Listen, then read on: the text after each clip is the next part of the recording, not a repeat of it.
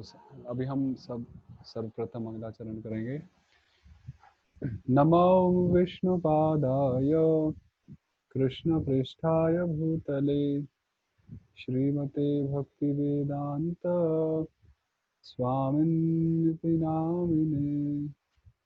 नमस्ते सारस्वते देवे गौरवाणी प्रचारिणे निर्विशेष शून्यवादी पाश्चात्य देशतारिणे।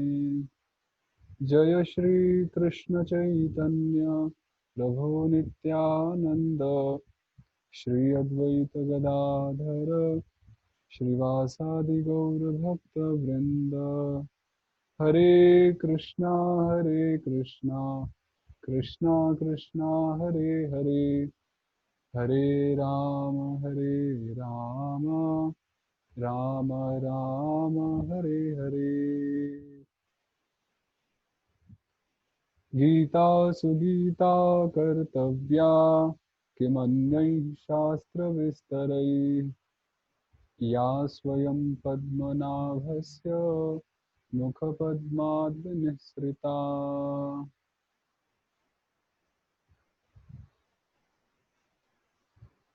हरे कृष्ण। तो श्रीमद् भगवद गीता का तीसरा अध्याय जिसका शीर्षक है कर्मयोग। तो आप सब तैयार हो जाइए। तो आप नोट्स भी बना सकते हैं, लिख सकते हैं, और अंत में प्रश्न उत्तर तो हम करेंगे ही। तो तृतीय अध्याय का अवलोकन करते हैं, एक रूपरेखा। तो तृतीय अध्याय में कुल 43 श्लोक हैं, 43। तो इसका मतलब ये दूसरे अध्याय की तुलना में कुछ छोटा है। तो सर्वप्रथम इसमें पहले 2 श्लोकों में अर्जुन का संशय, अर्जुन एक प्रश्न करते हैं, एक उनका डाउट होता है, एक उनका संशय होता है, वो प्रस्तुत किया गया है। फिर उसके बाद वो डाउट क्या है उसको हम पढ़ेंगे। वो डाउट है कि अर्जुन कंफ्यूज्ड हैं कि दूसरे अध्याय में भगवान ने बहुत सारी बातें बताई, त्याग के बारे में बात बताई, फिर कर्म के कैसे करना चाहिए उसके बारे में बात बताई। तो अभी अर्जुन कंफ्यूज्ड है कि कर्म करना है या नहीं करना क्या मैं कर्मों को त्याग दूं या कर्मों को करूं। तो ये फाइनली अर्जुन समझ नहीं पा रहे कि मुझे पूरी रामायण तो कृष्ण ने सुना दी, पूरी कथा तो हो गई समाप्त, पर अंत में अर्जुन को समझ नहीं आया कि what is the take away, कि मुझे लेके क्या जाना है, मुझे करना क्या है अभी प्रैक्टिकली। तो वो प्रश्न तीसरे अध्याय के शुरू में पूछते हैं कि मैं छोड़ दूं युद्ध को या मैं युद्ध करूं। फिर तो पहले फिर तीसरे से 9वें श्लोक तक भगवान बताते हैं कि किस प्रकार अपने कर्मों को करना उन कर्मों को त्यागने से श्रेष्ठ है। कर्म का जो त्याग है उससे श्रेष्ठ निष्काम भाव से अपने कर्मों को करना है। तो इसके बारे में भी हम बहुत सुंदर रूप से पढ़ेंगे। उसके बाद 10वें श्लोक से 16वें श्लोक तक कर्मकांड से कर्मयोग तक का सफर, कि किस प्रकार कर्मकांड से कर्मयोग तक कैसे जाया जा सकता है और क्या विधि है, वो सब बड़े विस्तृत रूप से हम चर्चा करेंगे। उसके बाद श्लोक 17 से 35 भगवान बताते हैं कि किस प्रकार आदर्श स्थापित करने के लिए निष्काम कर्मयोग करना चाहिए। तो यहाँ पर इससे पहले 16वें श्लोक तक जो हम निष्काम भाव से कर्मयोग करते हैं वो अपने शुद्धिकरण के लिए करते हैं। परंतु मान लीजिए कोई व्यक्ति शुद्ध हो चुका है, उसका हृदय पवित्र हो चुका है, तब भी वो उन निष्काम कर्मों को कर सकता है, उसको कंटिन्यू कर सकता है। किस लिए? एक समाज में एक आइडियल, एक आदर्श स्थापित करने के लिए। तो इसके बारे में भी हम कल पढ़ेंगे। और काम वासना, कि किस प्रकार काम हमारा सबसे बड़ा शत्रु है, द लस्ट, और उसको हम कैसे जीत सकते हैं। तो आज हम पहले 3 सेक्शन पढ़ेंगे और कल हम ये दोनों सेक्शन पढ़ेंगे। तो 2 दिन में ये अध्याय संपूर्ण हो जाएगा, लेवल 1। तो आइए आरंभ करते हैं। तो पहला सेक्शन है अर्जुन का संशय कि त्याग या कर्म। तो अर्जुन का संशय हमारे साथ आप बोल सकते हैं। अर्जुन वाच ज्यायसी चेत।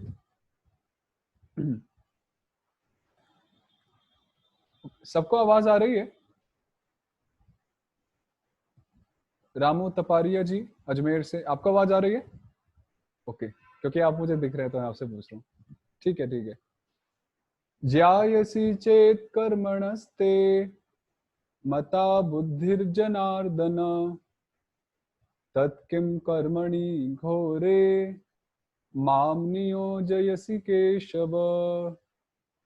व्यामिश्रेणेव वाक्येन बुद्धिं मोहयसीव मे तदेकं वद निश्चित्य येन श्रेयोहमाप्नुयाम।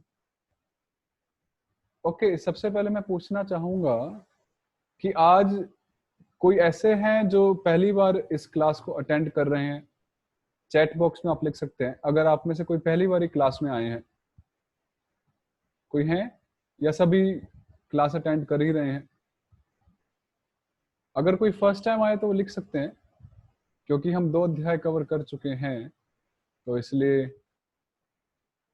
तो आप चैट बॉक्स में लिख सकते हैं अगर आप पहली बार आए हैं तो क्लास में। तो अगर आप पहली बार आए हैं कोई भी, तो हम 2 अध्यायों का पठन कर चुके हैं, पढ़ चुके हैं, और वो आप YouTube से हमने जो वीडियोस डाली हैं आप। ओके, तो कृष्णा मूर्ति जी और ये A704847 पहली बार आए हैं। तो हमारी जो हमने जो पढ़ा है हम हमेशा रिकॉर्ड करते हैं और उसको यूट्यूब में डाल देते हैं। तो वीडियोस के लिंक हमारे ग्रुप्स में है, तो हम उसको कल अपडेट भी करेंगे, तो आप वहां पर जाकर उनको पढ़ सकते हैं या सुन सकते हैं, और कोई प्रश्न हो तो फिर क्लास में चर्चा हो सकती है। तो यहाँ पर अर्जुन इन 2 श्लोकों में कृष्ण से पूछ रहे हैं कि हे श्री कृष्ण, यदि आप समझते हो कि बुद्धि योग सर्वश्रेष्ठ है, तो आप मुझे फिर ऐसे घोर अपराध में, घोर कर्म में क्यों लगा रहे हैं इस युद्ध में? फिर अर्जुन कहते हैं कि मैं आपके व्यामिश्रेणे व वाक्य न, आपके वचनों से, आपके वाक्यों से मेरी जो बुद्धि है वो मोहित हो गई है। I am confuse right now. तो मनीषा जी आपका हार्दिक स्वागत है, आप पहली बार क्लास अटेंड कर रही हैं। तो तीसरा अध्याय हमने आरंभ किया है, आप समझने का प्रयास कीजिए, और जो पहले के 2 अध्याय हैं वो आप यूट्यूब से समझ सकते हैं। तो अर्जुन कह रहे हैं कि किस प्रकार आपने बहुत कुछ बोला है और बहुत अच्छी बातें बोली हैं, परंतु मैं कंफ्यूज हूं कि मुझे कर्म करना है या कर्मों को त्याग देना है। तो तद एकम वद निश्चित्य, तो इसलिए हे श्री कृष्ण, मेरे लिए जो उचित हो आप मुझे वो बताएं कि मैं कर्म करूं या ना करूं। तो इस प्रकार श्रील प्रभुपाद जी अपने तात्पर्य में समझाते हैं कि कभी कभी संन्यास जैसे क्रियाओं को या त्याग जैसी क्रियाओं को, जो त्याग शब्द है, तो समझा जाता है कि सब कुछ छोड़कर एकांत स्थान पर वास करना, रहना, और वहां पर कुछ भजन पूजन करना, उसको संन्यास बोलते हैं। परंतु वास्तव में ये संन्यास का पूर्ण अर्थ नहीं है।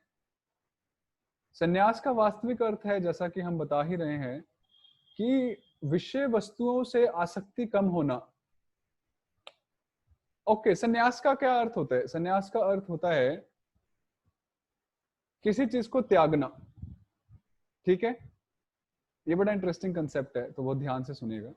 किसी चीज को त्यागना, उसको संन्यास कहते हैं।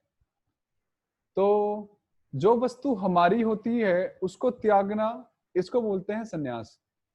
तो एक समय की घटना है, तो जो शिल प्रभुपाद जी हैं, जिन्होंने गीता पर बहुत सुंदर तात्पर्य लिखा है, इस्कॉन संस्था को स्थापना की है, तो एक बारी वो विदेश में थे, तो वो किसी के घर में गए, किसी गृहस्थ के।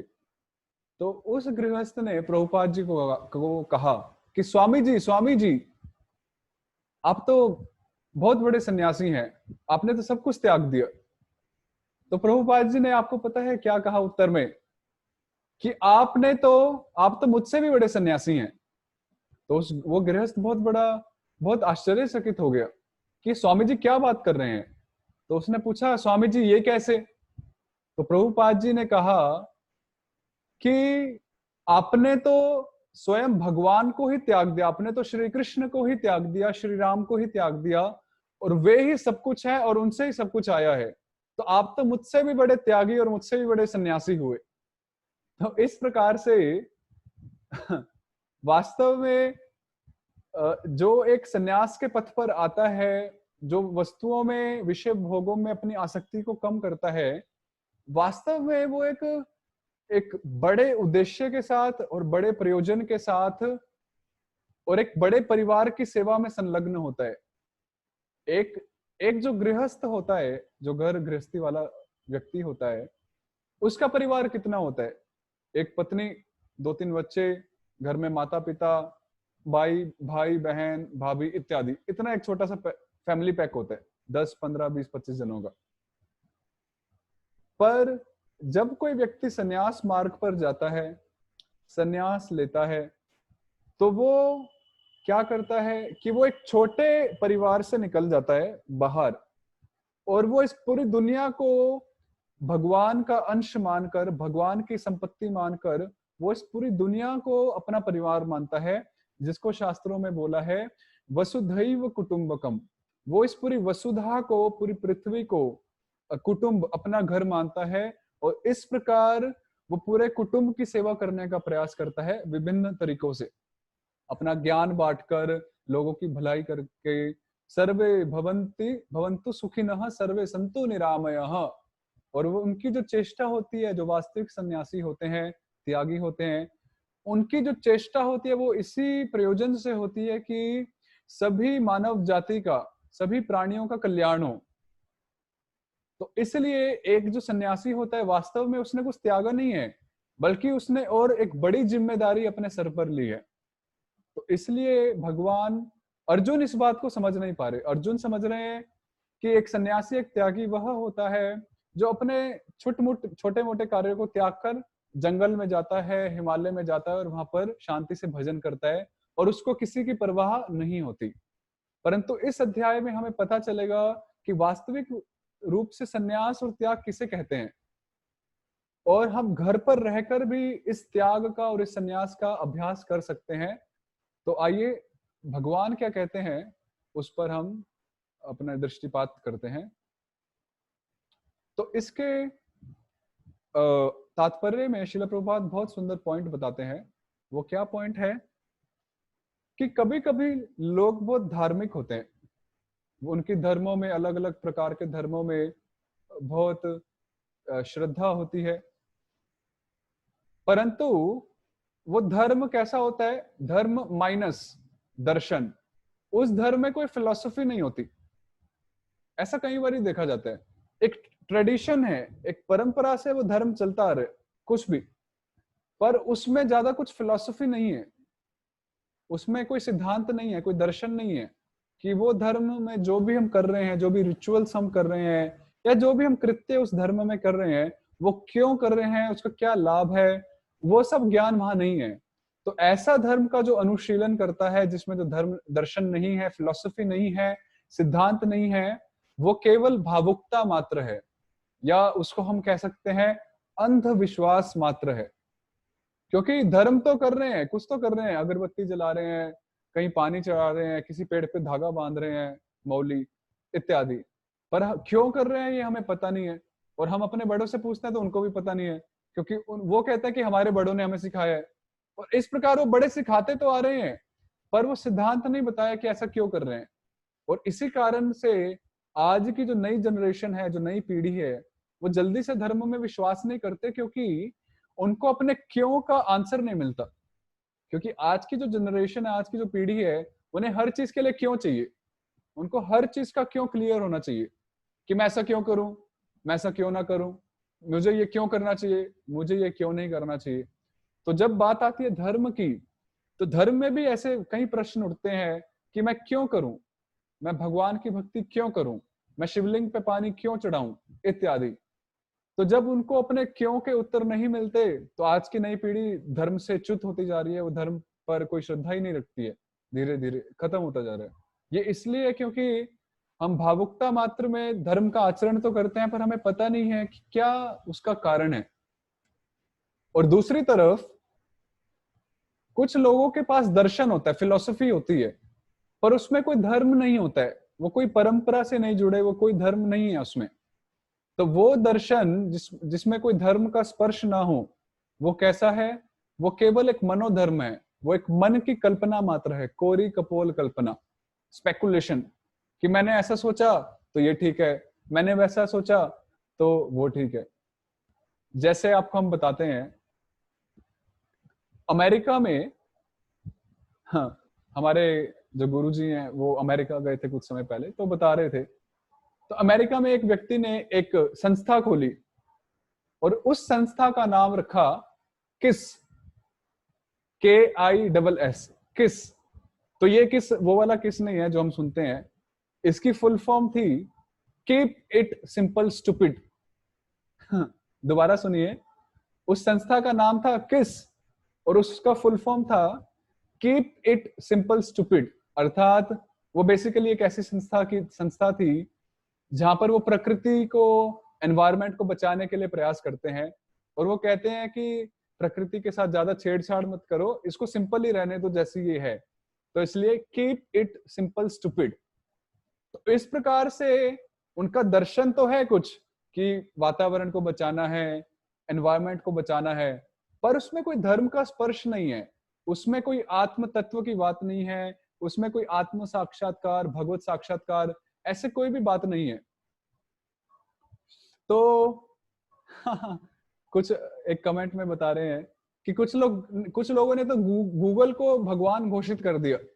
और मैं आपको बताता हूं, मैंने आज से 5 साल पहले मुझे किसी ने गूगल भगवान क्यों है 15 रीजन भी दिखाए थे, कि गूगल सर्वव्यापक है, सब जगह है, गूगल सब जानता है, गूगल ये है, गूगल वो है। तो ये सब जो दर्शन है, इसमें कोई धर्म का स्पर्श नहीं है, इसमें कोई आत्म तत्व का, चेतन वस्तु, जड़ पदार्थ का कोई विश्लेषण नाम की कोई चीज नहीं है। इसलिए धर्म और दर्शन दोनों साथ में होना बहुत आवश्यक है। इसलिए हम जो भी धर्म करते हैं, हमें सबसे पहले जानना चाहिए कि क्या वो उचित है और हम वो धर्म का आचरण क्यों कर रहे हैं। मान लीजिए कोई आपसे पूछे कि आप गीता क्यों पढ़ रहे हैं, आप गीता की क्लास अटेंड क्यों कर रहे हैं, तो आप सबके क्या उत्तर रहेंगे? क्या आप चैट बॉक्स में लिख सकते हैं ताकि हम भी सुने? मान लीजिए कल आपको कोई पूछे कि आप गीता क्यों सुन रहे हैं, क्या रखा है गीता में, अभी उम्र ही क्या हुई है, तो आपके क्या उत्तर होंगे? तो आप लिखिए चैट बॉक्स में, जरा हम भी देखते हैं कि आप क्यों गीता सुन रहे हैं।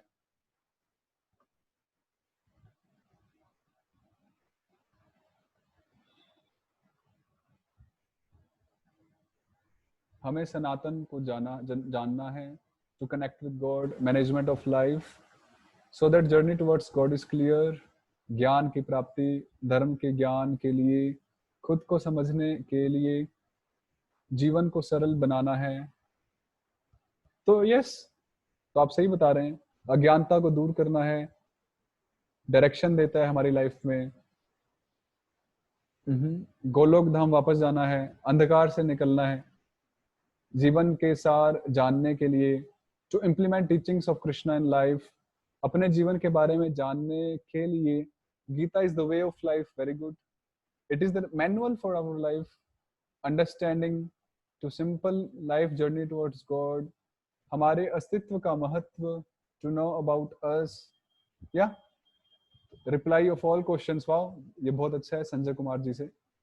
सनातन धर्म की ओर जानना है, धर्म और शास्त्र ज्ञान के बारे में समझने के लिए there is no age to gain knowledge, Vanya Singla जी ने लिखा है, बहुत सुंदर बात है। अंडरस्टैंड आवर एग्जिस्टेंस, कुमुद माता जी ने लिखा। To hear directly from God his preachings, ये बहुत अच्छी बात है कि स्वयं भगवान से हम सुन रहे हैं, रवीश जी ने लिखा। सब कुछ होने के बाद भी खालीपन क्यों है, ये पता लगाने के लिए, मनुष्य अग्रवाल जी ने बहुत सुंदर लिखा है। कि सब कुछ है पर खालीपन क्यों है जिंदगी में। कंफ्यूजन्स को दूर करने के लिए, ताकि और सब आंसर्स मिले। लाइफ साइंस को जानने के लिए नीरज पांडे जी और अनु भट्टी जी ने लिखा है, भाटी जी ने, जीवन और गीता का रिलेशन क्या है। ये बहुत अच्छा बात है कि हम जीवन और गीता को कैसे आपस में समझ सकते हैं।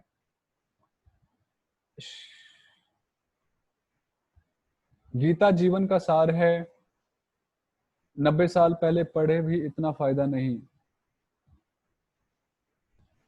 जो बिल्कुल, ये क्या है, हमें क्या करना है, हमें क्या करना है, तो इस प्रकार से। तो आपने सही बताया है। तो इसलिए क्योंकि आपको पता है कि आप क्यों पढ़ने आए हैं, तो इसलिए आप रोज पढ़ रहे हैं। वरना आप इन 1 घंटा तारक मेहता का उल्टा चश्मा भी देख सकते थे या कुछ ऐसे कुछ कुछ भी देख सकते थे, टीवी देख सकते थे, एंड मोबाइल्स यूज कर सकते थे, यूट्यूब देख सकते थे।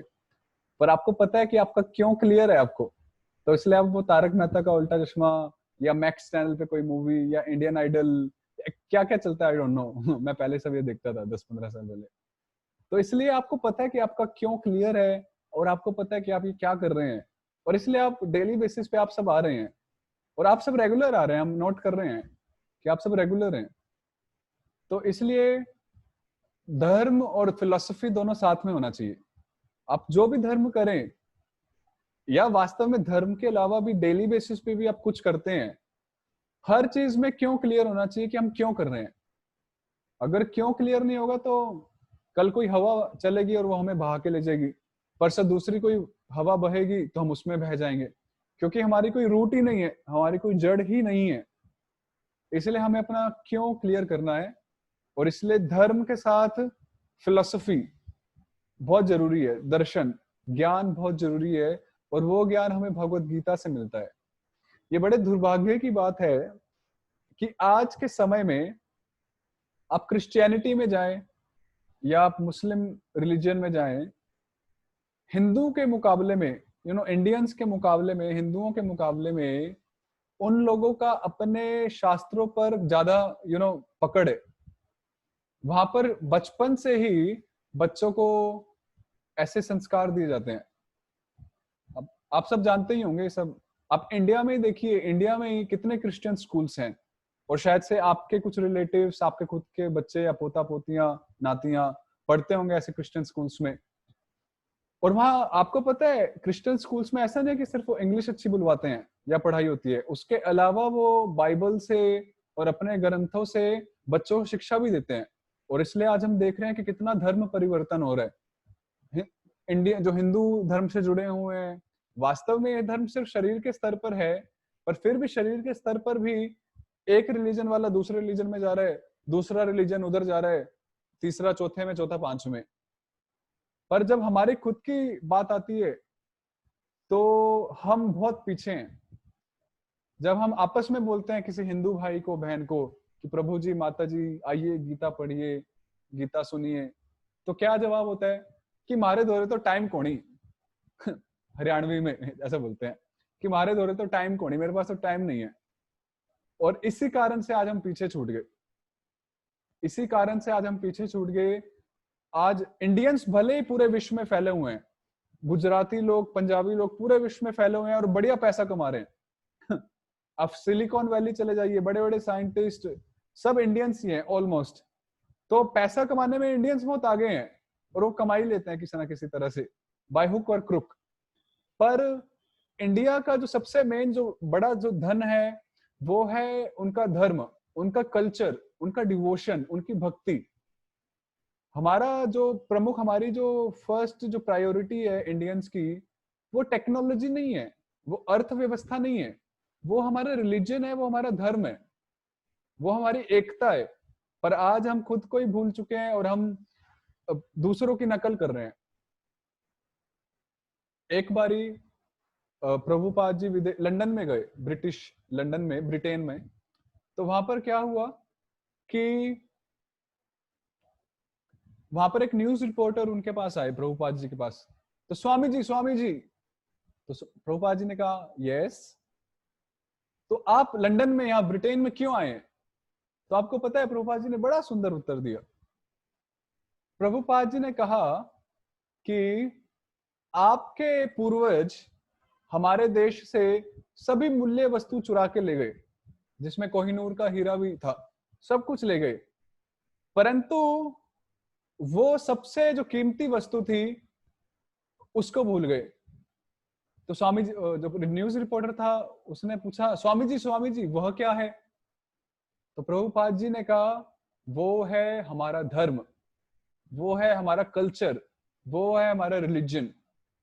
और प्रभुपाद जी ने कहा, उसी अमूल्य गिफ्ट की, उससे अमूल्य वस्तु की मैं होम डिलीवरी करने आया हूं फ्री में तुम्हारे पास, कि तुम इसको ले जाना भूल गए थे और यही सबसे मूल्यवान वस्तु है, तो मैं इसकी फ्री होम डिलीवरी करने आया हूं।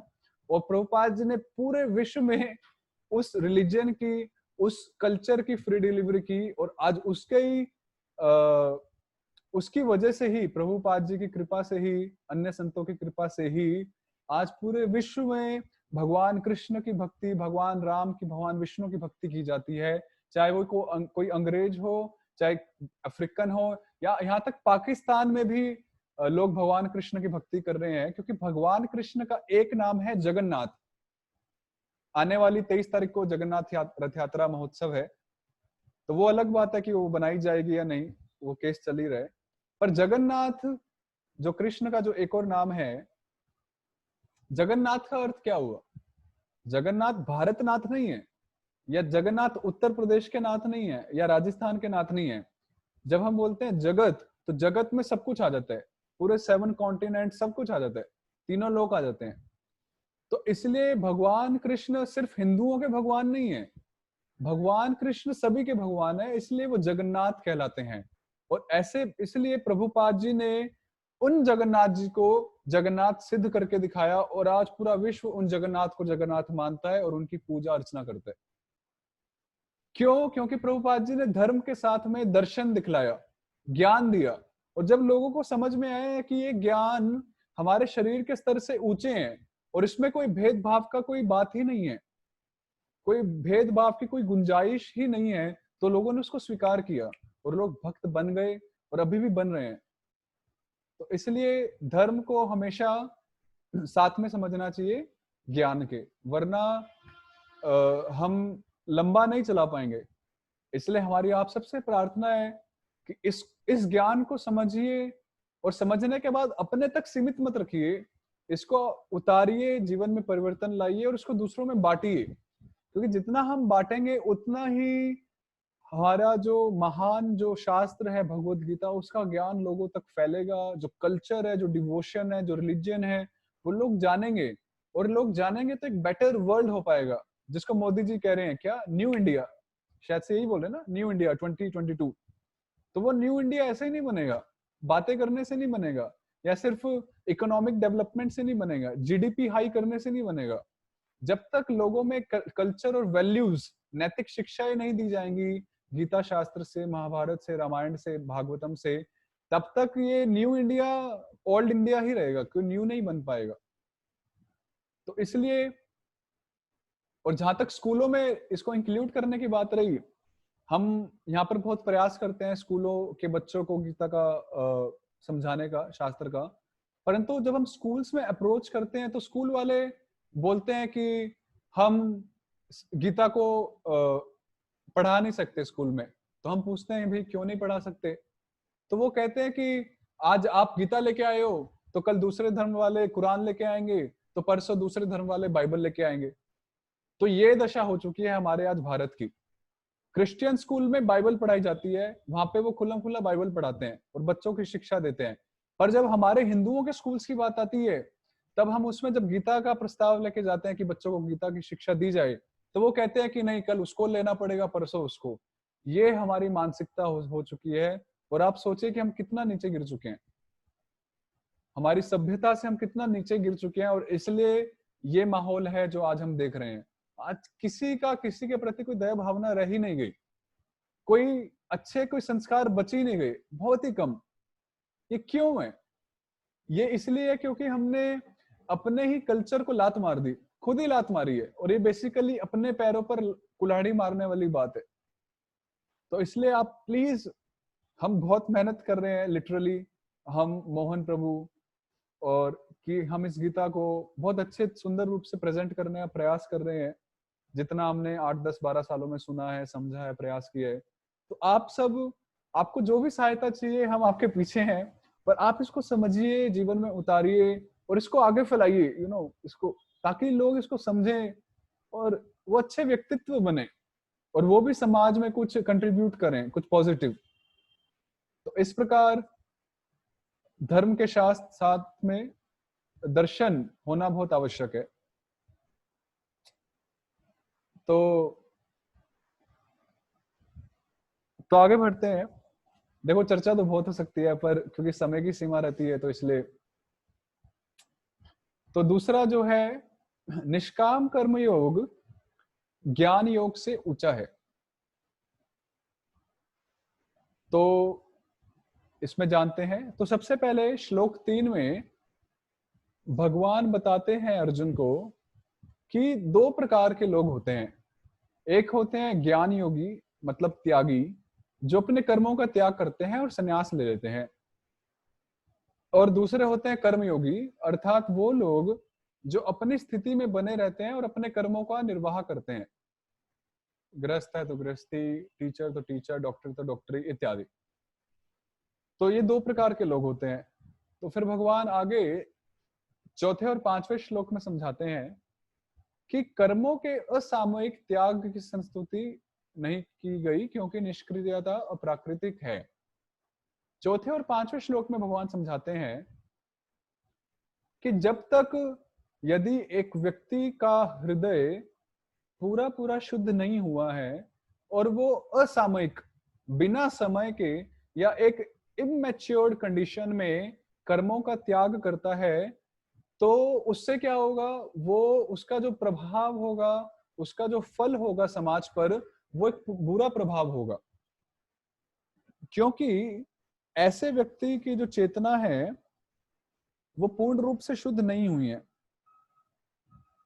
तो इसलिए वो संन्यास तो ले लेगा एक समय पे, परंतु संन्यास लेने के कुछ दिन बाद ही, क्योंकि उसकी जो प्रवृत्ति है वो अभी भी बनी हुई है, तो वो वैसे ही पहले जैसे काम करेगा, जो कि संन्यास आश्रम में नहीं होने चाहिए। जैसे हम आपको बताते हैं, हम यहाँ मंदिर में रहते हैं, तो हर दूसरे तीसरे दिन या हर हफ्ते एक दो लोग ऐसे आते हैं जो अपने घर से बहुत परेशान होते हैं या अपने जॉब से बहुत परेशान होते हैं, बहुत डिप्रेस्ड होते हैं अपनी लाइफ से। तो वो मंदिर में आते हैं, भगवान के सामने खड़े होते हैं, बिल्कुल वो रो रहे होते हैं, और हम उनको देखते हैं तो वो हमारे पास आते हैं या हम उनके पास जाते हैं, बात करते हैं। तो वो पूछते हैं, महाराज जी महाराज जी। तो हम कहते हैं, बोलिए क्या सेवा कर सकते हैं। बस बहुत हो गया, अभी हमें संन्यास लेना है, हम सब कुछ छोड़ के आ जाएंगे। बिल्कुल ऐसे बोलते हैं कि बस पक्का संन्यास ले ही लेंगे। तो अच्छा, तो अभी हमें भी आदत हो चुकी है ऐसे लोग, क्योंकि मिलते ही रहते हैं। अच्छा क्या हुआ, आप संन्यास क्यों लेना चाहते हो, अभी तो आप 25-30 साल के ही हो। तो कहते हैं, नहीं नहीं बस बहुत हो गया, घर में ये, जॉब में वो, बड़ी टेंशन है, बड़ा दिक्कत है, बस हम संन्यास लेंगे, ठाकुर जी का भजन करेंगे। तो पहले तो हम ऐसा करते थे कि अगर कोई ऐसे व्यक्ति आते थे तो हम उनको मंदिर में कुछ दिन रखते थे कि ठीक है, आपकी इच्छा तो रहो और देखो कैसा लगता है। तो आपको पता है क्या होता है, 99.9 सिचुएशंस ऐसी होती हैं, 1, 2 या मैक्सिमम 3-4 दिन में वो व्यक्ति का जो मन है वो बदल जाता है और वो कहता है, महाराज जी मुझसे तो नहीं होगा ये सब। मुझे तो घर की याद आ रही है, मेरी बीवी की याद आ रही है, बच्चों की याद आ रही है, मुझसे तो उनके बिना रहा नहीं जाएगा, और वो वापस चले जाते हैं।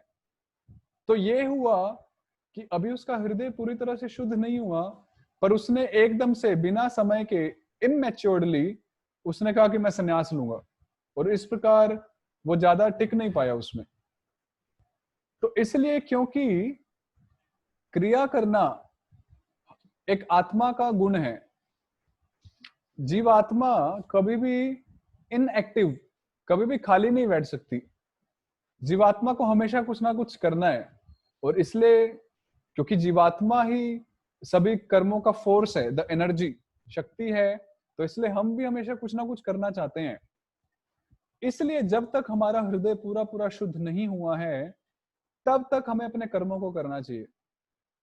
तो अभी प्रश्न उठ सकता है कि हमें पता कैसे चलेगा कि हम शुद्ध हुए या नहीं। जिस दिन आपका अपने कर्मों में अपने आप मन उठ गया पूरा पूरा, उस दिन समझ लेना चाहिए कि आपका हृदय काफी स्तर तक शुद्ध हो चुका है। जिस दिन आपका मन, आपका हृदय अपने कर्मों से, अपनी ड्यूटी से पूरा पूरा उठ गया, नेचुरली, फोर्स से नहीं, किसी दम से नहीं, नेचुरली, स्वाभाविक तौर पे, उस दिन समझ लेना चाहिए कि शुद्धिकरण हो चुका है। पर जब तक वो स्तर नहीं आता है, तब तक हमें अपने कर्तव्यों को करना चाहिए। क्यों करना चाहिए? क्योंकि यदि कोई व्यक्ति अपने कर्तव्यों को नहीं करेगा, संन्यास ले लेगा, हिमालय में जाके योगी बनेगा या कुछ भी करेगा, तो वो क्या हो जाएगा? वो मिथ्याचारी कहलाएगा। मिथ्याचारी का क्या अर्थ है? मिथ्याचारी अर्थात वो बाह्य रूप से तो उसने कर्म का त्याग कर दिया, अपने कर्मों को छोड़ दिया, परंतु अंदर से, आंतरिक रूप से, हृदय में उसका जो चिंतन है, उसका जो मेडिटेशन है, उसका जो ध्यान है, वो इंद्रिय विषयों में ही लगा हुआ है।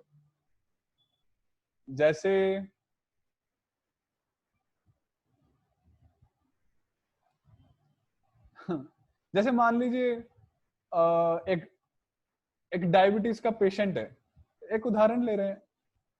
अब उसको स्वीट नहीं खानी, और स्वीट उसके सामने आई है किसी और के लिए, पर उसको नहीं खानी है। तब उसने क्या किया? अपना मुंह मोड़ लिया और आंखें भी बंद कर ली कि नहीं नहीं, मैं देखूंगा नहीं, देखूंगा नहीं, देखूंगा तो मुंह में पानी आएगा। पर वो देख चुका है। तो अभी होता क्या है कि बाह्य तौर पे तो वो अपनी इंद्रियों को संयम कर रहे हैं, पर अंदर से उसके मन में क्या चल रहा है? स्वीट, रसगुल्ला, रसगुल्ला, रसगुल्ला। उसकी हर धड़कन में रसगुल्ला, रसगुल्ला, स्वीट, स्वीट, बस यही चल रहा है। तो इसको बोलते हैं मिथ्याचार, कि बाहर से मैंने अपने कर्मों का त्याग कर दिया, परंतु अंदर से मेरे मन में स्त्री के प्रति आकर्षण है, भोगों के प्रति आकर्षण है। तो ये गलत है।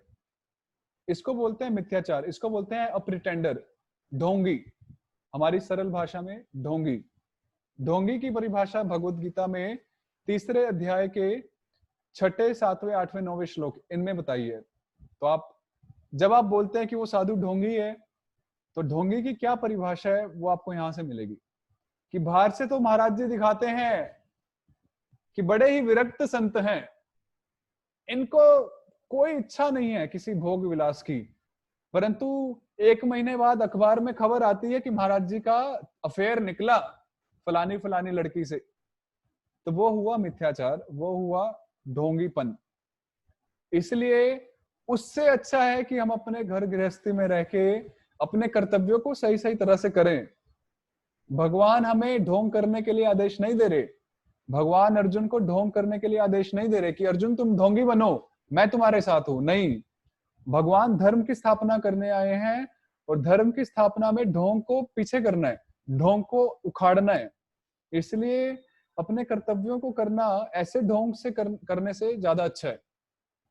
इसलिए अपने कर्मों को करना चाहिए भगवान विष्णु की प्रीति के लिए, और उससे हम सभी बंधनों से मुक्त हो जाएंगे। तो इस प्रकार ये दूसरा सेक्शन था। अभी देखिए, बड़ा अच्छी बात है, ये बड़ी अच्छी बात है कि पवित्र आत्मा का भौतिक प्रकृति से संसर्ग होता है तो क्या होता है।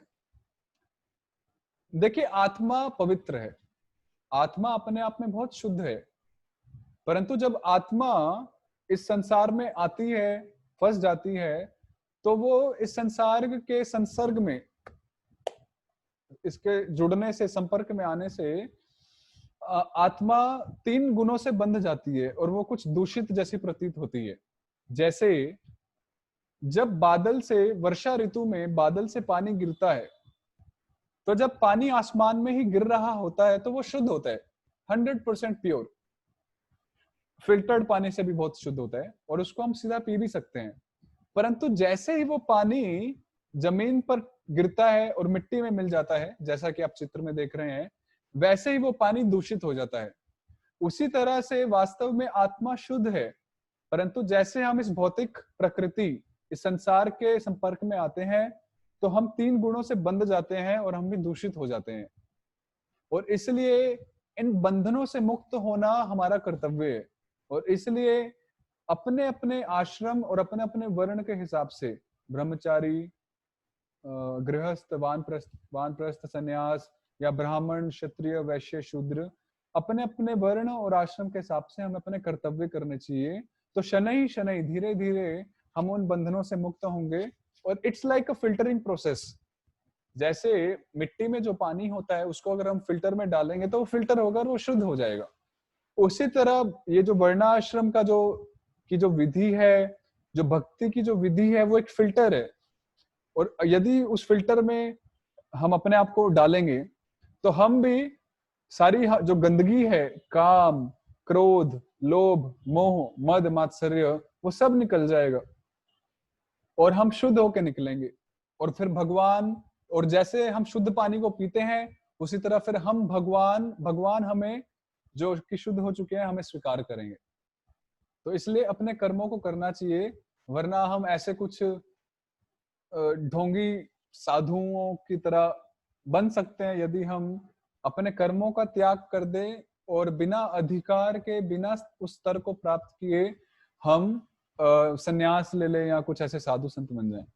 देखिए, हम साधुओं का अपमान नहीं कर रहे, हमें किसी व्यक्तिगत रूप से किसी से कोई वैर नहीं है, पर भगवत गीता में जो भगवान बता रहे हैं हम उसी को चर्चा करने का प्रयास कर रहे हैं कि व्यक्ति को अपने अधिकार और स्तर के हिसाब से, अपने सिचुएशन के हिसाब से कर्म करने चाहिए और किसी हड़बड़ी में या बिना किसी सही डिसीजन के कर्मों का त्याग नहीं करना चाहिए। So that's the point. तो आगे बढ़ते हैं। तो इसलिए हमें भगवान की प्रसन्नता के लिए कर्म करना चाहिए, जिससे कि हम कर्म बंधन से मुक्त होंगे। तो अपना कर्म करना है वर्णाश्रम का, और साथ में उन कर्मों को हमें भगवान की प्रसन्नता के लिए करना है। क्यों करना है उसको हम अभी जानेंगे कि क्यों करना है। कोई पूछ सकता है कि भाई मैं भगवान की प्रसन्नता के लिए क्यों करूं, हु इज ही। तो अभी हम पढ़ेंगे क्यों करना है। तो तीसरा सेक्शन है कर्म कांड से कर्मयोग तक। तो ये क्या है, आइए इसके बारे में भी जानते हैं। तो सबसे पहले भगवान बताते हैं कि कैसे व्यक्ति को यज्ञ करने चाहिए। अभी यज्ञ क्या होते हैं वो भी हम समझेंगे। यज्ञ सिर्फ उसको नहीं कहते हैं कि स्वाहा स्वाहा, यज्ञ सिर्फ उसको ही नहीं कहते हैं जिसमें आहुतियां चढ़ाते हैं। यज्ञ का जो डेफिनेशन है वो काफी एक भगवान कृष्ण के हिसाब से काफी ब्रॉड डेफिनेशन है, काफी विस्तृत डेफिनेशन है। और ऐसे यज्ञ के द्वारा सुख प्राप्ति होती है और किस प्रकार मनुष्यों में और देवताओं में सहकार्यता होती है। तो श्लोक 10 और 11 में भगवान बताते हैं कि किस प्रकार,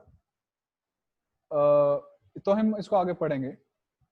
फिर 12 और 13वें श्लोक में बताते हैं कि यज्ञ में अर्पित अन्न को खाना, कि हमें सिर्फ उसी अन्न को खाना चाहिए, उसी खाद्य पदार्थ को खाना चाहिए जो हमने यज्ञ में अर्पित की है। तो अगेन यज्ञ में अर्पित करना क्या है? यज्ञ में अर्पित करना मतलब भगवान को भोग लगा के खाना चाहिए। और जो ऐसा नहीं करता तो गीता में बोला है कि वो एक प्रकार से स्तेन एव सह, वो एक थीफ, एक चोर के समान है। थोड़ी हैवी बात है पर इसको समझने का प्रयास कीजिए। देखिए, हम जो भी विषय भोग करते हैं, जो भी खाना खाते हैं, बेसिकली वो हमें कहाँ से मिलता है? वो हमें पृथ्वी से मिलता है। पृथ्वी में जो एग्रीकल्चर होता है, खेती होती है, तो उसमें अन्न उगता है और हम उस अन्न को खाते हैं। परंतु वो अन्न आया कहाँ से? जो पृथ्वी ने हमें दिया, प्रकृति ने दिया, तो वो अन्न प्रकृति ने हमें दिया। और प्रकृति किसकी है? प्रकृति भगवान की है। वो the nature belongs to the supreme lord. तो अल्टीमेटली भगवान की अरेंजमेंट से और भगवान की व्यवस्था से ही हमें सब कुछ मिल रहा है और सभी खाद्य पदार्थ मिल रहे हैं। तो इसलिए जब हम उन खाद्य पदार्थों को भगवान को अर्पित करते हैं और अर्पित करके जब खुद खाते हैं तो उसमें हमें कोई बंधन नहीं लगता है, अन्यथा हम बंधनों में फंस जाते हैं। तो अभी प्रश्न उठेगा कि भाई भगवान को अर्पित करने की क्या जरूरत है, भगवान को भोग लगाने की क्या जरूरत है, भगवान कोई भूखे थोड़ी है, भगवान के पास तो सब कुछ है। अवश्य बहुत ही सही तर्क है, परंतु मान लीजिए एक घर में एक पिता है और एक छोटा बच्चा है। तो पिता ने बेटे को कहा कि पुत्र ये लो 50 रुपए और जाओ, गर्मी का मौसम है, बढ़िया 1 किलो आम लेके आओ। तो वो आम लेके आता है बेटा।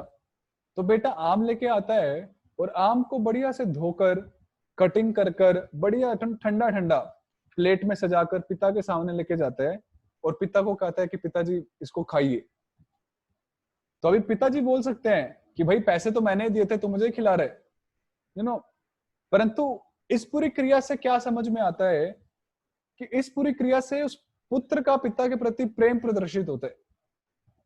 भले ही पैसे पिता ने ही दिए थे, वरना पुत्र की अपनी कोई क्षमता नहीं है कि वो आम खरीद ले, परंतु जब उस पुत्र ने उस आम को बढ़िया से प्रेजेंट किया अपने पिता को कि आप खाइए, तो पिता बहुत प्रसन्न होते हैं। आप सबको भी अनुभव होगा कि जब हमारे बच्चे हमारे लिए कुछ ऐसा कुछ करते हैं तो बहुत हृदय से खुशी होती है। तो उसी तरह से हालांकि सब कुछ भगवान ने दिया है और भगवान को कोई जरूरत नहीं है, वो बहुत संतुष्ट हैं, पर जब हम उन्हें उनकी दी हुई वस्तु अर्पित करते हैं तो भगवान बहुत प्रसन्न होते हैं और वो हमारे भावों को देखते हैं और वो ही इज वेरी प्लीज्ड। और इस प्रकार उनकी प्रसन्नता से हमारे सभी बंधन दूर हो जाते हैं। तो इसलिए जो भी हम खाते हैं उसको भगवान को अर्पित करके खाना चाहिए। और भगवान को अर्पित करने की विधि बड़ी सरल है कि जो भी दाल रोटी सब्जी आदि बनते हैं उसको बड़े सरल तरीके से एक नई थाली लेनी चाहिए भगवान के लिए। भगवान के चित्र के सामने श्री कृष्ण श्री विष्णु श्री राम के सामने तुलसी दल डाल के उनको अर्पित करना चाहिए और उसमें ध्यान रखना चाहिए कि उसमें हम लहसुन प्याज आदि का प्रयोग ना करें। और बस इतना ही है, उसको 5 मिनट रखें, 3 बारी महामंत्र बोले हरे कृष्णा इत्यादि, और फिर उसको हम उठा लें और उसको हम खाएं, बस इतना है। पर इतनी क्रिया से उस अन्न में से पाप चले गए और हमारा बंधन छूट गया। तो इस प्रकार से है, इसके हम प्रश्न उत्तर लेंगे जिसको भी कोई डाउट होगा, क्योंकि मुझे पता है ये विषय थोड़ा ऐसा है कि इसमें डाउट हो सकते हैं। तो इसके हम प्रश्न उत्तर क्लास के बाद लेंगे, तो just wait for just 5 minutes. और अंत में 14 से 16 भगवान बताते हैं कि यज्ञ चक्र क्या होता है, और जो यज्ञ नहीं करता वो पापमय जीवन बिताता है। तो इसकी बात नहीं करेंगे क्योंकि समय नहीं है, तो हम यज्ञ चक्र की बात करेंगे।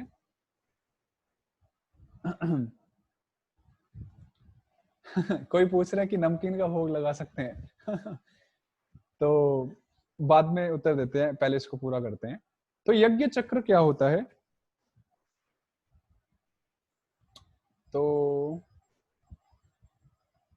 सबसे पहले है परम भगवान, जिनको बोला है अक्षर। तो ये श्लोक क्रमांक 15 और 16 में की चर्चा है। परम भगवान से आए सभी वेद, वेदों में लिखा है कि मनुष्य को क्या करना चाहिए और क्या नहीं करना चाहिए।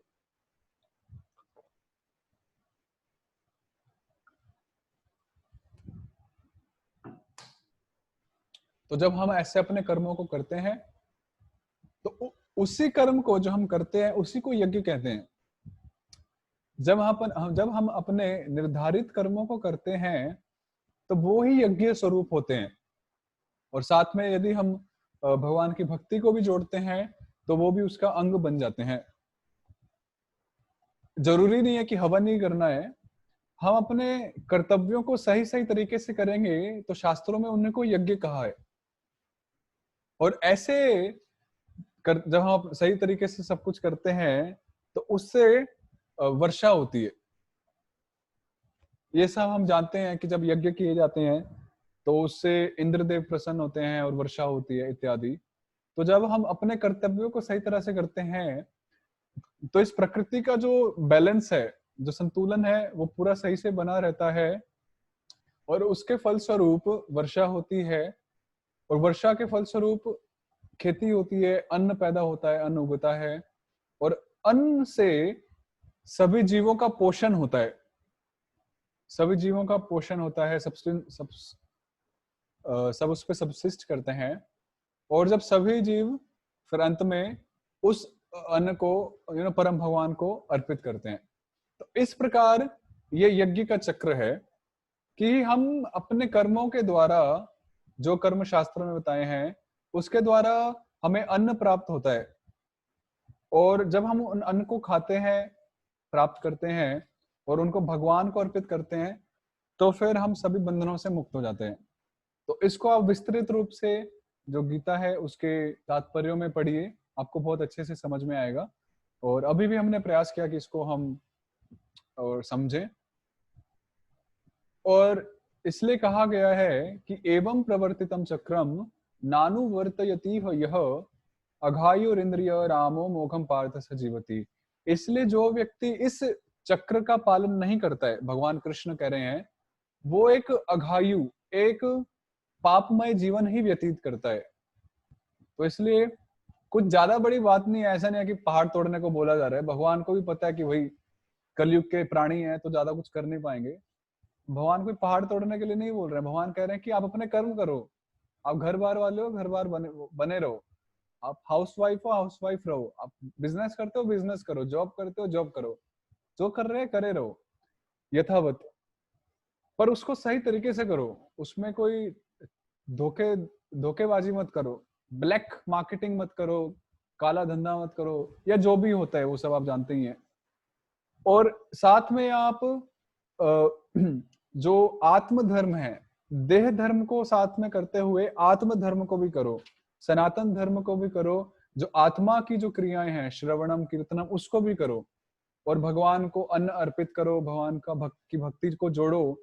तो इस प्रकार आप करते हो तो आप सभी पापों से मुक्त हो जाते हो। अन्यथा इट जस्ट आप अपने आप को बाइंड करते हो उन कर्मों में। देखिए वैसे ये जो टॉपिक है ये इतनी जल्दी खत्म करने वाला नहीं है, एक एक विषय पे बहुत विस्तृत चर्चा हो सकती है। और मैं भी समझता हूँ कि अगर हम इस विषय को पहली बार सुन रहे हैं तो बहुत सारे डाउट्स आएंगे, ये बहुत नेचुरल है और डाउट्स आने भी चाहिए, क्योंकि डाउट्स आएंगे, उसको हम क्लियर करेंगे तभी हम उस बात में हमारी श्रद्धा बनेगी, वरना हम उसको ग्रहण नहीं कर पाएंगे, हम उसको डाइजेस्ट नहीं कर पाएंगे। तो इसलिए आप सबसे प्रार्थना है कि यदि आपको कुछ नई बातें लगी हो, कुछ ऊट पटांग लग रहा हो कि क्या कहा जा रहा है, ये तो कुछ अजीब सा ही है सुनने में, तो आप प्लीज धैर्य बना के रखें क्योंकि हो सकता है कि पहली बारी सुनने में थोड़ा अजीब सा लग रहा हो कि सब कुछ भोग लगाना चाहिए ये और वो, पर अभी इसको एज ए थ्योरी स्वीकार कीजिए। हम ऐसा नहीं कह रहे कि आप आज से बिल्कुल रेडी सेट एंड गो। इसको सुनिए, शंकाओं को दूर कीजिए, और जब आपको समझ में आए, जब आपकी श्रद्धा बने, जब आप पूरे कन्विंस हो जाए, तब आप उसको प्रैक्टिस में लाएं। हमको इम्पोज नहीं करना चाहते हैं, हम बार बार समझा रहे हैं कि हम किसी चीज को इम्पोज नहीं कर रहे हैं, या भगवान भी किसी को इम्पोज नहीं करते हैं। अगर करना ही होता तो जबरदस्ती सबसे भक्ति करवाई ली होती। तो भगवान समझा रहे हैं, हम भी भगवान के पीछे समझाने का प्रयास कर रहे हैं। तो आप समझिए, और कोई जिज्ञासा है तो पूछिए, प्रश्न कीजिए, इसलिए हम प्रश्न उत्तर भी लेते हैं। और फिर आप कन्विंस हो तो तब आप उसको अपनी प्रैक्टिस में उतारिए जीवन में, तब आपको उसके फल दिखने को मिलेंगे। तो इस प्रकार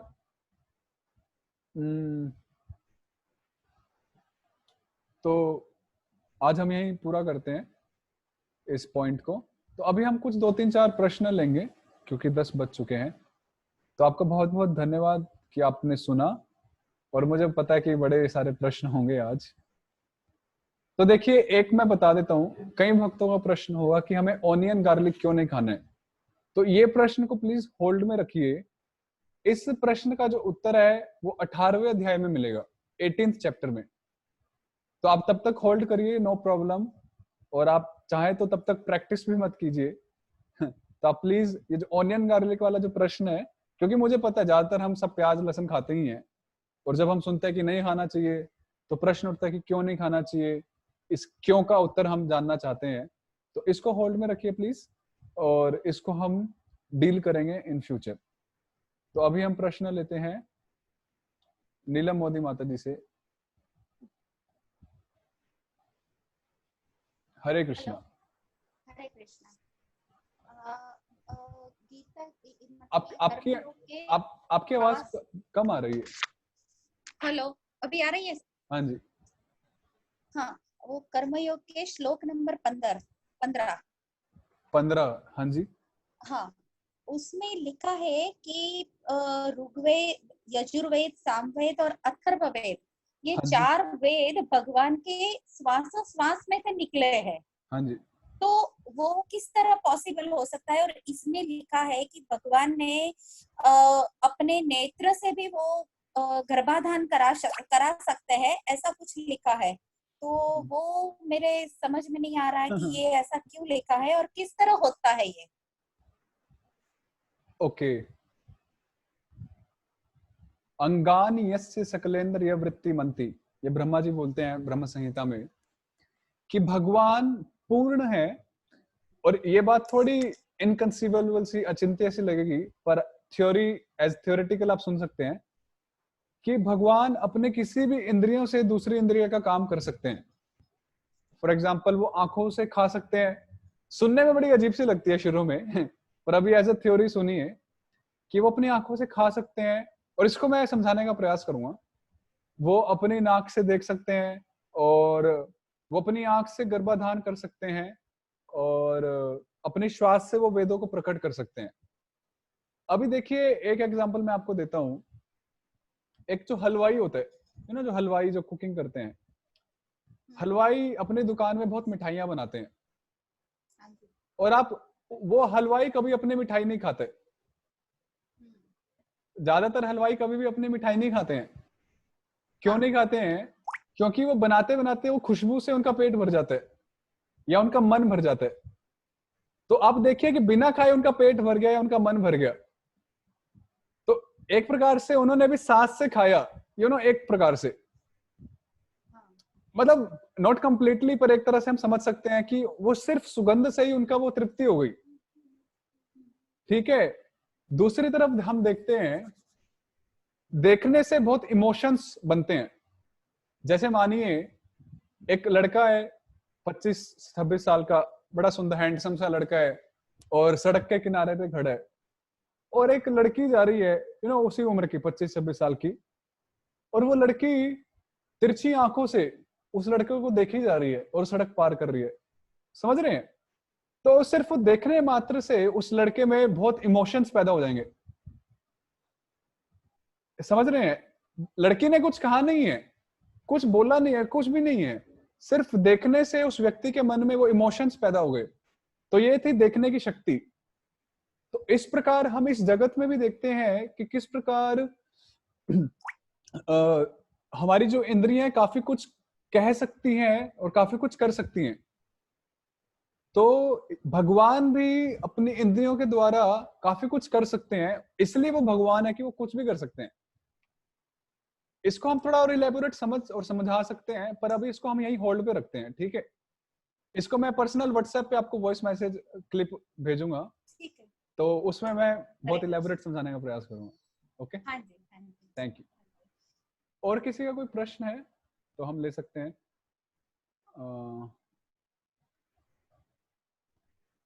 तो जब हम किसी ने प्रश्न पूछा है कि यदि हम ट्रेवलिंग करते हैं, ये पीताबास जी हैं, और होटल्स में हम रहते हैं, तो उस समय हम प्रसाद की व्यवस्था कैसे करें? बड़ा अच्छा प्रश्न है, पर इसका भी उत्तर है। आप क्या कर सकते हैं? भगवान कृष्ण का चित्र अपने साथ में रख सकते हैं, या भगवत गीता अपने साथ में रखें। सबसे बेस्ट है कि गीता हमेशा जहां पर भी जाए गीता साथ में होनी चाहिए, क्योंकि गीता हमारी मैनुअल है। कभी भी हम कहीं फंस गए तो गीता खोली और उससे ज्ञान प्राप्त किया और सिचुएशन को ठीक किया। और हमारी भगवत गीता में तो सबसे बेस्ट ये भी है कि इसमें भगवान के बहुत सुंदर चित्र भी दिए गए हैं, जो भी है। तो आप जब ट्रेवलिंग करते हैं गीता को खोलिए, भगवान का चित्र निकालिए, उसके सामने वो जो खाना है उसको भगवान के सामने अर्पित कीजिए, और उसके बाद उसको प्राप्त खाइए। बस वो प्रसाद हो गया और आपने ग्रहण किया। और भगवान भी जानते हैं भाई आप मजबूर हो, आप बाहर निकले हो, तो भगवान भी कोई डंडा लेके नहीं खड़े हैं कि आपको घर में ही रहना है ठीक है। पिताबास जी, आई एम सॉरी आपका नाम कैसे उच्चारण करना है आनंद यादव जी ने हाथ उठाया है, तो आनंद यादव जी। हरे कृष्ण प्रभु जी। हरे कृष्णा। प्रभु जी, जैसे आप लोग भी जो भोग लगाते हैं तो कितने बार लगाते हैं? मतलब खाली देखिए, मंदिर में तो पूरा, क्योंकि ये मंदिर है तो यहाँ तो मंदिर में हम 8 बार ही भोग लगाते हैं। ओके जी।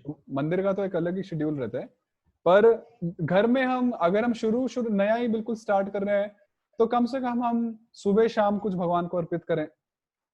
जी और ओके। बेस्ट है कि रूटीन में जो भी घर में बनता है वो ठाकुर जी के सामने प्रस्तुत करना चाहिए, जी और उनकी एक स्पेशल थाली और कटोरी वगैरह होनी चाहिए, ऐसा नहीं कि झूठों में खिला दिया। जी जी, ये वो है वो, बट वही है कि लहसुन प्याज नहीं होना चाहिए उस हाँ, तो इसको जी हम क्लियर करेंगे, तो मैं ट्राई करूंगा कि कल हम इस पे चर्चा करेंगे, लहसुन प्याज वाले जी। पे। हरे कृष्ण प्रभु जी। हरे कृष्ण। नीरज पांडे जी ने प्रश्न करना चाहते हैं।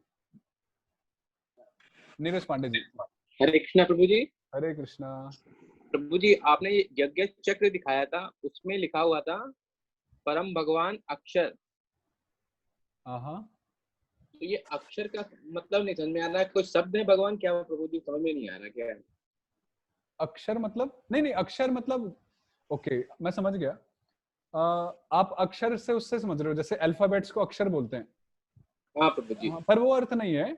अक्षर मतलब हो गया कि जिसका कभी क्षय नहीं होता, जिसका कभी विनाश नहीं होता, देयर इज नो डिमिनिशन। जैसे होता है क्षय, क्षय अच्छा क्षय और अक्षय, अच्छा। तो वैसे ही क्षर और अक्षर, जो कभी, जिसका कोई हानि नहीं होती है, जो हमेशा एक जैसा ही बना रहता है। तो क्योंकि भगवान हमेशा एक जैसे ही बने रहते हैं, इसलिए उनको अक्षय, अक्षर या अव्यय जैसे नाम से संबोधित किया जाता है। धन्यवाद। हरे कृष्ण। और किसी को प्रश्न है? अंजलि जी ने हाथ उठाया है, तो अंजलि माता जी। हाँ, नमस्ते प्रभु जी। हरे कृष्ण। मेरा ये प्रश्न है कि धर्म क्या है? जो रिलीजन है वो धर्म है, या जो रिचुअल्स अपन करते हैं वो धर्म है? धर्म का असली अर्थ क्या है? बहुत ही सुंदर प्रश्न है, और इसके लिए मैं बहुत धन्यवाद करता हूँ। ये बहुत ही अच्छा प्रश्न है, मैं सोच ही रहा था ये प्रश्न कहीं से आना चाहिए। तो इसका उत्तर बहुत सिंपल है और काफी प्रैक्टिकल है। तो आप इस डेफिनेशन को लिख सकते हैं कि किसी भी वस्तु का वो गुण जो उससे कभी भी अलग नहीं किया जा सकता, उसको धर्म कहते हैं। किसी भी वस्तु का वो गुण जो उससे कभी पृथक नहीं किया जा सकता, उसको धर्म कहते हैं। जैसे अग्नि का धर्म है ताप देना, क्या कहते हैं, लाइट लाइट देना, रोशनी देना और ताप देना, दो धर्म है। चीनी का धर्म है मिठास, सॉल्ट। नमक का धर्म है नमकीनपन, नमकीनपन। किसी ने नमकीन की बात की थी, तो नमकीनपन। तो अगर आप सॉल्ट में से नमकीनपन हटा दे तो वो सॉल्ट सॉल्ट नहीं है। अगर आप शुगर में से मिठास हटा दे तो शुगर शुगर नहीं है। अगर आप अग्नि में से ताप देने की शक्ति और तेज देने की सामर्थ्य हटा दे तो अग्नि अग्नि नहीं है। उसी प्रकार से आत्मा का जो धर्म है वो है सेवा करना, भगवान की सेवा करना। परंतु और सेवा की जो भावना है वो कभी भी आत्मा से अलग नहीं की जा सकती। तो अभी आप पूछेंगे कि अभी तो हम मोह माया में फंसे हैं, तो अभी हम उस धर्म का निर्वाह कैसे कर रहे हैं, कैसे प्रैक्टिस कर रहे हैं? तो उसका उत्तर यह है कि भले ही हम भगवान की सेवा नहीं कर रहे हैं डायरेक्टली, पर हम इनडायरेक्टली अविधि पूर्वक हम सेवा में ही लगे हैं। जैसे पत्नी पति की सेवा में है, पति अपने घर की सेवा में है, प्राइम मिनिस्टर अपने देश की सेवा में है। आप किसी भी व्यक्ति को देखिए, नोटिस कीजिए, हर व्यक्ति किसी ना किसी की सेवा में लगे। अब कोई व्यक्ति ऐसा नहीं कह सकते कि वो किसी की सेवा में नहीं लगे। अगर कोई व्यक्ति कहे कि मैं किसी की सेवा में नहीं हूं, तो वो अपने शरीर की सेवा कर रहा है। आप समझ रहे हैं? ये हाँ। तो आत्मा का धर्म है सेवा भाव, और परम सेवा भाव है कि वो भगवान की सेवा करे। परंतु जब वो इस मोह माया में गिर जाता है तो वो अपने शरीर और इस शरीर के उत्पादों की सेवा करता है। तो ये हुआ धर्म। बाकी जो है वो रिचुअल्स हैं, वो सिर्फ एक मनोधर्म है। ओके। तो बाकी इस पे काफी डिटेल में चर्चा हो सकती है, पर in short this is the answer. Okay, thank you. Hare Krishna. Okay, और किसी को कोई प्रश्न?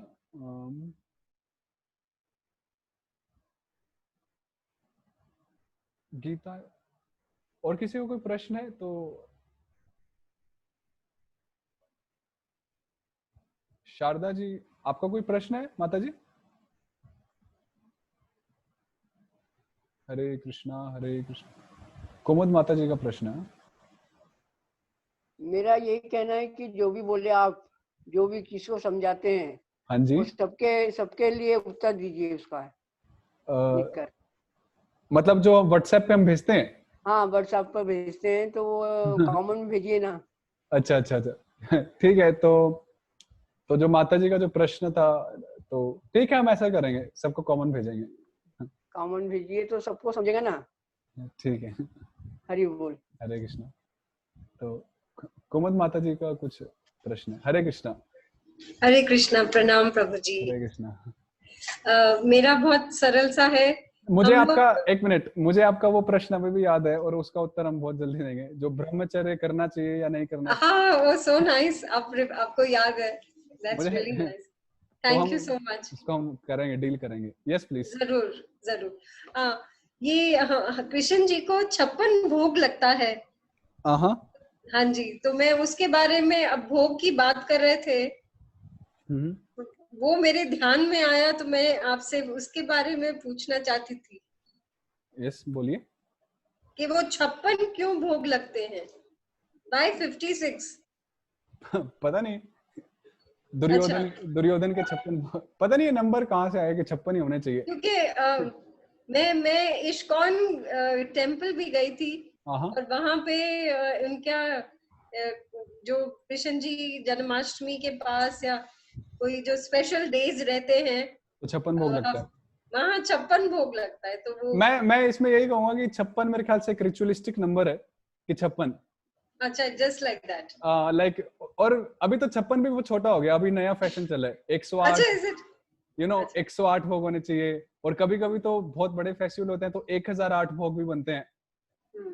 तो 1008 आइटम्स भगवान को अर्पित किए जाते हैं। और प्रभु जी, हम लोग प्रसाद क्यों बोलते हैं? प्रसाद इसलिए क्योंकि भगवान ने उसको प्राप्त किया, उसको स्वीकार किया है। तो वास्तव में प्रसाद का अर्थ होता है कृपा। अच्छा।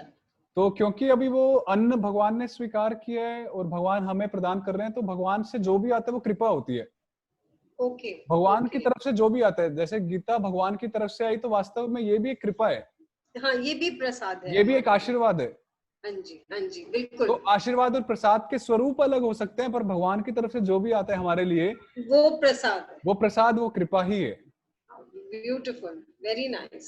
Thank you. ठीक है, thank you so much. Last प्रश्न किसी का हो तो हम ले सकते हैं, अदरवाइज त्रिपुरारी शरण जी।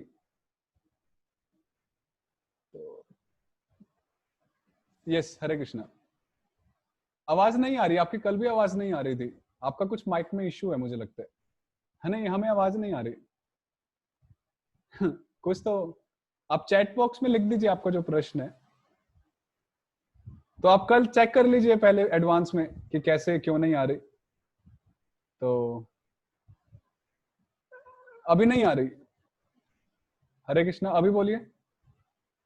नहीं, हमें आवाज नहीं आ रही, माफ कीजिए। आप चैट बॉक्स में लिख दीजिए। तो भावना जी का प्रश्न है, उनसे लेते हैं। यस, हरे कृष्ण। हरे कृष्ण। प्रभु जी, चैट बॉक्स में एक चैट आया है। हाँ जी। गीता रावत ने भेजा हुआ है। हाँ जी। थोड़ा उसमें लाइट डालिए प्लीज। गीता एक पवित्र ग्रंथ है, पर हम उसे किसी भी स्थान कैसे ले जा सकते हैं? किसी भी स्थान कैसे ले जा सकते हैं? बहुत सरल है। एक साफ सुथरा कपड़ा लीजिए, और हमारे यहाँ तो बड़े अच्छे उसको एक किट बनाई जाती है, उस किट में गीता को रखिए, पवित्र सा हो, मतलब उसको हम नॉर्मल यूज में ना लाएं, और जहां पर भी आप ट्रेवलिंग कर रहे हैं, जहां पर भी जा रहे हैं, उसको साथ में रखें, अच्छे से, बिल्कुल सुंदर से, साफ सफाई से, और जब आपको समय हो तो निकाल के पढ़िए। अभी देखो हमारे इंडिया में ना एक परंपरा से चल पड़ी है कि गीता रामायण को क्या कैसे रखेंगे, वो लाल कपड़े की पोथी में बांध के रखेंगे, भले उसमें धूल जम जाए 2 सेंटीमीटर मोटी, उसको साफ भी नहीं करेंगे पर पढ़ेंगे नहीं। तो गीता का ठीक है, वो भी एक सम्मान है कि पोथी में हमने बंद करके रखा है, परंतु उसका ज्यादा सम्मान होता है कि जब हम उसको पढ़ेंगे और जीवन में उतारेंगे। और भगवान बहुत खुश होते हैं कि जब हम भगवान के वचनों को सुनते हैं। वास्तव में एक भक्त बहुत सुंदर कह रहे थे कि गीता भगवान की तरफ से हमारे लिए एक लव लेटर जैसे है। ध्यान से सुनिएगा, भगवत गीता हमारे लिए भगवान की तरफ से एक लव लेटर समझते हैं? पता नहीं आपने कभी भेजा हो या प्राप्त किया हो, मतलब मैंने तो नहीं किया कभी ऐसे। तो ये तो प्रेम पत्र है भगवान की तरफ से। तो ये प्रेम पत्र को बिल्कुल हृदय के पास होना चाहिए हमेशा। पर ऑफ कोर्स हम शौचालय जैसी जगह पे नहीं लेके जा सकते और वहां लेके भी नहीं जाना चाहिए। पर जब भी हम ट्रेवलिंग करते हैं, जब भी समय हो तो लेके जाना चाहिए, क्योंकि अगर हम इसको नहीं लेके जाएंगे तो हम अपना एंड्रॉइड लेके जाएंगे, और एंड्रॉइड लेके जाएंगे तो वहाँ यूट्यूब देखेंगे, फेसबुक देखेंगे, तो वहां पर टाइम वेस्ट करने से अच्छा तो है कि यहाँ टाइम इन्वेस्ट किया जाए।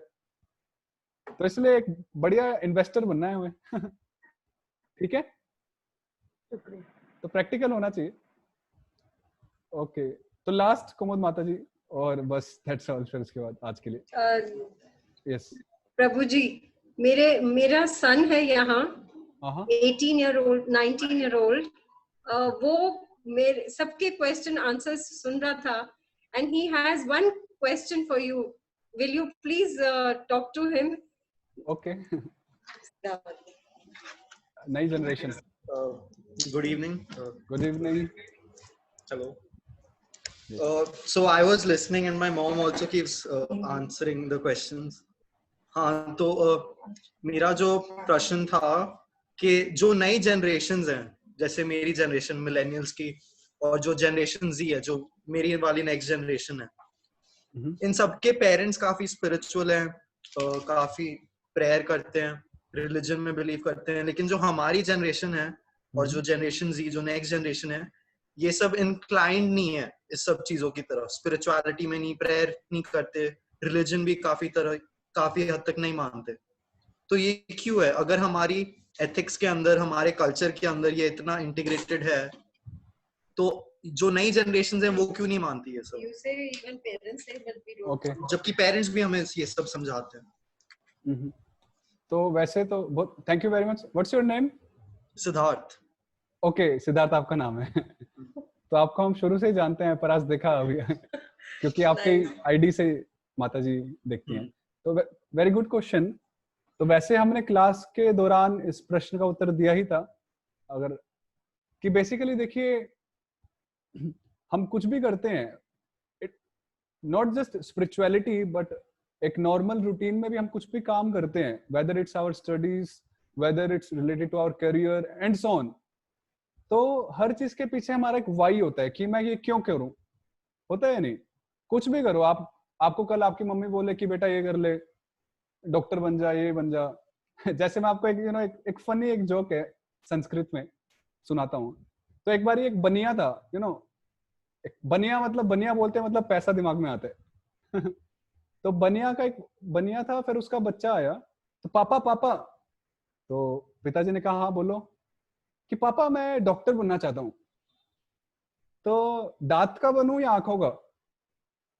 तो पिताजी ने कहा हाँ पहले ही हंस चुके। तो बनिया था, तो पिताजी ने कहा बेटा दांतों का बनो, टीथ का, डेंटिस्ट बनो। तो पापा ऐसा क्यों, आंखों का क्यों नहीं? तो क्या उत्तर था कि देखो बेटा आंखें सिर्फ 2 हैं और दांत कितने होते हैं?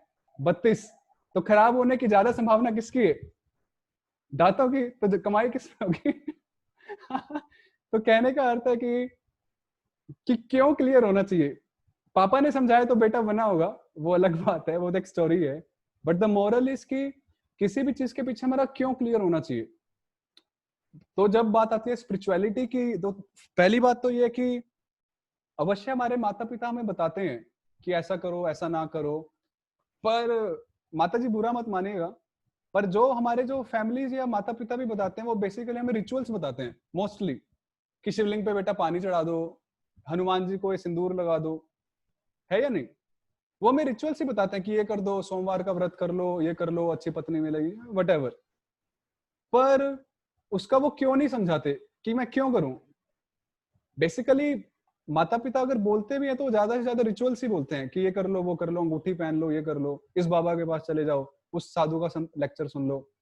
पर वो क्यों नहीं क्लियर करते? क्योंकि आई विल से कि उनको भी उनके माता पिता ने क्यों क्लियर नहीं किया था।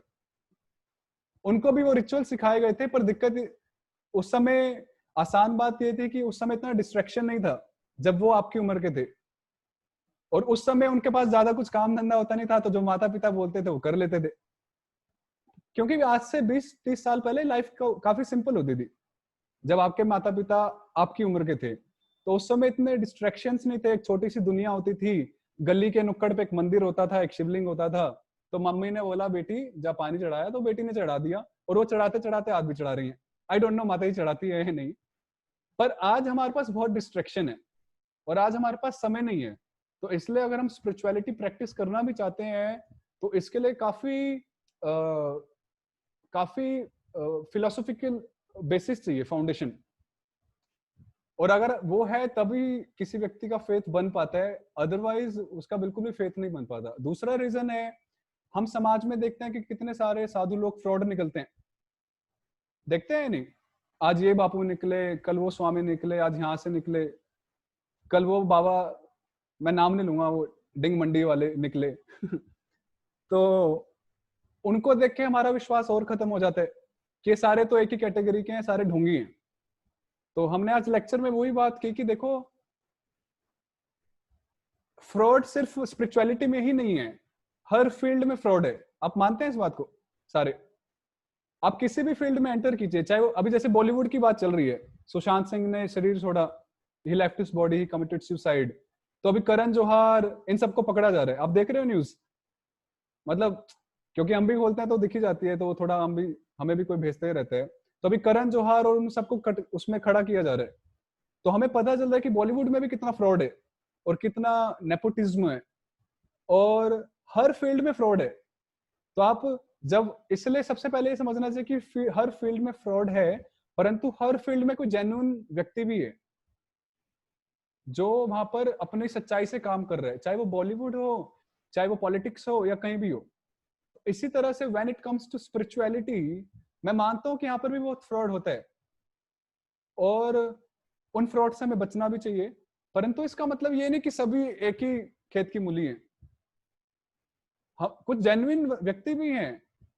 आप जैसे इस्कॉन जैसी जो संस्थाएं हैं, I don't know if you are familiar with ISKCON और नॉट, यहाँ पर जो लोग जुड़े हुए हैं वो काफी वेल टू डू फैमिली से जुड़े हुए हैं।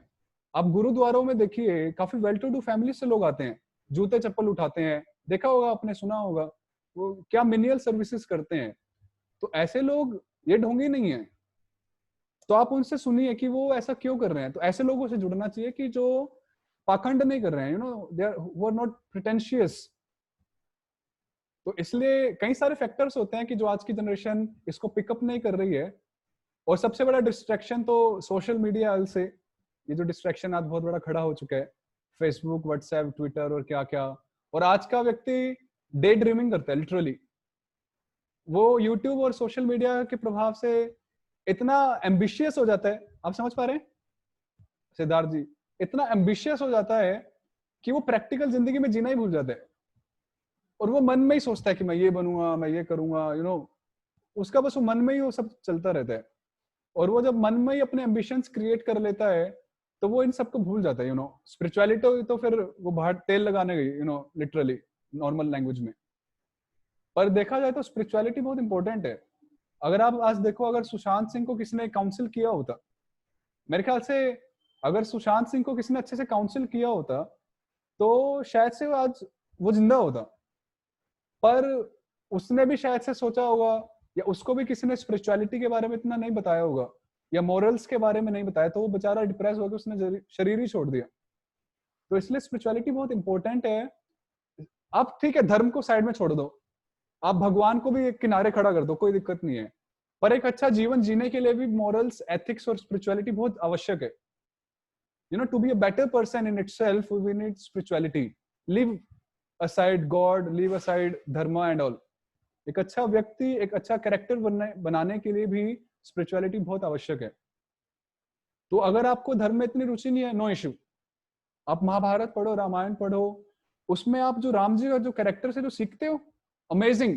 ऐसा कैरेक्टर आपको ढूंढने से भी नहीं मिलेगा, है या नहीं? आप कृष्ण का चरित्र पढ़ो, ऐसा कैरेक्टर आपको उनका तो कैरेक्टर इतना मस्त कैरेक्टर है ढूंढने से भी नहीं मिलेगा। तो अगर आपको धर्म में रुचि नहीं है, नो इशू, आप एक डिफरेंट एंगल से उसको पढ़ो।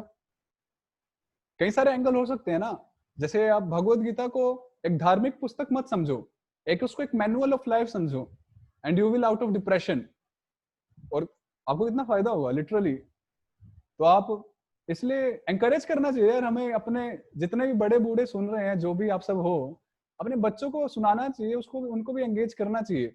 वरना होगा पता है क्या, अगर आप उनको अभी संस्कार नहीं दोगे तो बड़े होके वो आपकी तमीज नहीं करेंगे, और आप फिर उस समय किसी और को ब्लेम नहीं कर सकते, क्योंकि गलती आपकी थी, क्योंकि आपने उनको सही टाइम पे संस्कार नहीं दिए। एम आई राइट और नॉट? तो आप बड़े होके ये मत बोलिएगा कि अरे मेरे बच्चे ने तो बुढ़ापे में मेरा साथ ही नहीं दिया, मेरी लाठी नहीं बना बुढ़ापे की। फिर ये रोना धोना मत कीजिएगा प्लीज। फिर उस समय ब्लेम जो विक्टिम होंगे वो आप ही होंगे, क्योंकि आपने सही समय पे वही सही संस्कार ही नहीं दिए। तो आप कैसे एक्सपेक्ट कर सकते हो कि मैंने खीरा बोया था और ककड़ी निकल गई, you know, something like that. तो आप जैसा एक एग्जांपल है, you no, just a graphic example. तो आप अभी से संस्कार दो। और मैं देख रहा हूँ काफी भक्त लोग अपने बच्चों को लेके सुनते हैं। तो जैसे नीलम मोदी माता जी की बेटी सुनती हैं, और आप भी आज आए हो तो आपका भी हार्दिक स्वागत है। कई सारे ऐसे हैं, तो इसलिए अटेंड करना चाहिए, और जो भी क्वेरीज हैं, जो भी क्वेश्चंस हैं, डाउट्स हैं, क्लियर करने चाहिए। तो अगर आपको समझ में आता तो ठीक है, वरना राम राम, जिंदगी तो चली रही है ना। पहले हम क्लोजअप करते थे, फिर पेप्सोडेंट का जमाना आया, फिर हम विको करने लगे, फिर बाबा रामदेव ने जब दंत कांति इंट्रोड्यूस किया तो आज बहुत लोग दंत कांति कर रहे हैं, और कल कुछ नया आएगा तो फिर हम कुछ और करेंगे। तो जीवन में हम हमेशा कुछ नया ट्राई करते ही रहते हैं। तो यदि हमें एक ऑप्शन मिल रहा है यहाँ पे कुछ सीखने का, समझने का, फ्री में विदाउट एनी सर्विस चार्ज, तो मेरे ख्याल से एक बार मैं तो ये कहता हूँ कि ट्राई करके देखना चाहिए। बात बन गई तो ठीक है, वरना राम राम। जिंदगी तो हमारी है ना, कोई हमें कुछ इम्पोज तो नहीं कर सकता। हम तो सिर्फ स्क्रीन पे मिलते हैं, बाकी जीवन में आप पूरे दिन क्या करते हैं, क्या सोचते हैं, वो तो आपके ऊपर है, आप सब इंडिविजुअल्स के ऊपर। हम कुछ इम्पोज नहीं कर सकते, हम तो सिर्फ चर्चा कर रहे हैं, समझाने का प्रयास कर रहे हैं। तो आप समझिए, कुछ क्वेश्चंस हैं, पूछिए, डाउट्स क्लियर कीजिए। मैं श्योर हूं कि काफी क्लियर होगा। लाइक, ठीक है Siddharth ji? Okay, thank you. तो इसके लिए तो थैंक यू वेरी मच, बहुत लेट हो गया, और तो आप सबका पुनः बहुत बहुत धन्यवाद। हरे कृष्णा। श्री गीता भगवत गीता की जय, श्री कृष्ण चंद्र भगवान की जय। Hare Krishna Krishna Krishna Hare Hare, Hare Ram Ram. Thank you very much. रविशमल पानी जी, हरे कृष्णा। हरे कृष्णा।